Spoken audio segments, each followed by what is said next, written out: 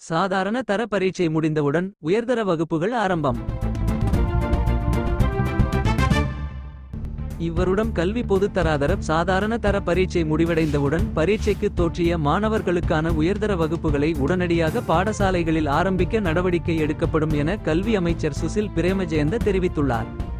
தேசிய கல்வி நிறுவகத்தின் உத்தியோகபூர்வ இணைய வானொலியை ஆரம்பித்து வைத்து உரையாற்றும் போதே அமைச்சர் இதனை தெரிவித்தார். அங்கு மேலும் கருத்து தெரிவித்த அமைச்சர், கடந்த கோவிட் அனர்த்தத்தின் போது பாடசாலைகள் மூடப்பட்டதன் காரணமாக விடுபட்ட கல்வி மற்றும் பாடசாலை பரீட்சை கால அட்டவணையை மீளமைக்கும் திட்டத்தின் பிரகாரம் இந்த தீர்மானம் எடுக்கப்பட்டுள்ளதாக குறிப்பிட்டார்.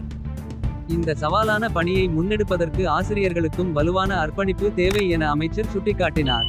உயர்தர விஞ்ஞானம், கணிதம், தொழில்நுட்பம் மற்றும் வெளிநாட்டு மொழி பாடங்களை கற்பிப்பதற்காக ஏற்கனவே 3000 புதிய ஆசிரியர்கள் ஆட்சேர்ப்பு செய்யப்பட்டு வருவதாக அமைச்சர் குறிப்பிட்டார்.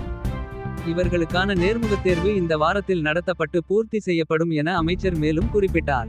முதலாம் வகுப்பு முதல் 11ஆம் வகுப்பு வரை உள்ள பாடசாலைகளின் பிள்ளைகள் உயர்தரம் படிக்க வேறு பாடசாலையில் அனுமதிக்கப்படுவதில் சிக்கல் உள்ளதால், இதற்கு தீர்வாக அமைச்சரவை பத்திரம் மூலம் அனுமதி பெற்று அந்த பாடசாலைகளின் குழந்தைகள் தங்கள் பரீட்சை பெறுபேறுகள் வெளிவரும் வரை தேவையான பாடசாலைக்கு இணைப்பு வழங்க நடவடிக்கை எடுக்கப்படும் எனவும் அவர் குறிப்பிட்டுள்ளார்.